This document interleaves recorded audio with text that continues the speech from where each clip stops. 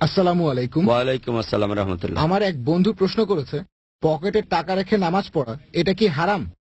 কারণ টাকার উপরে মূর্তির ছবি আর বিভিন্ন ফটোগ্রাফ থাকে।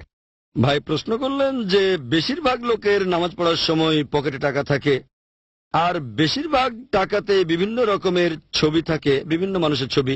নামাজ পড়ার সময় যদি টাকা পকেটে থাকে বা মানি ব্যাগে, তাহলে কি এটা শিরক? আর তাই আপনি ভাবছেন যে এটা কি হারাম টাকা নিয়ে নামাজ পড়া? কোন মূর্তির সামনে সেজদা করা হারাম। যদি টাকাটা রাখেন আপনার মাথার সামনে, তারপর সেজদা করেন, হারাম। টাকাটা বুকের কাছে রেখে নামাজ পড়লে এটা হারাম। কিন্তু যদি রাখেন পকেটে, রাখছেন পেছনের পকেটে, তবে শুধু নিয়তটাই সব নয়। আপনি টাকাটা রাখলেন মাথার সামনে আর বললেন আমার নিয়ত কিন্তু পূজা করা না, তাহলে সেটাও কিন্তু হারাম। বলছেন মূর্তিকে সেজদা করা আমার নিয়ত না, তারপরে সেজদা করছেন, সেটা হারাম। নিয়ত অবশ্যই লাগবে, তবে নিয়তের পাশাপাশি কাজটাও গুরুত্বপূর্ণ। আর টাকাটা যদি মানি ব্যাগে রাখেন, সবাই মানি ব্যাগে রাখে, এখানে কে পূজা করবে?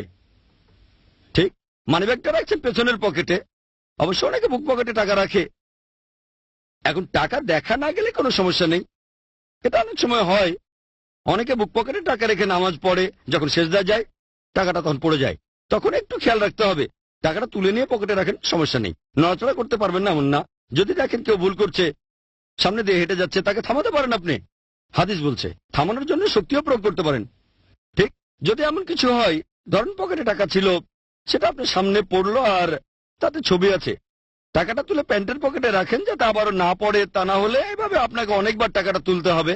এই ব্যাপারে খেয়াল রাখতে হবে। এটা বাদে টাকাটা যদি পকেটে থাকে, তাহলে কোনোভাবে শিরক না।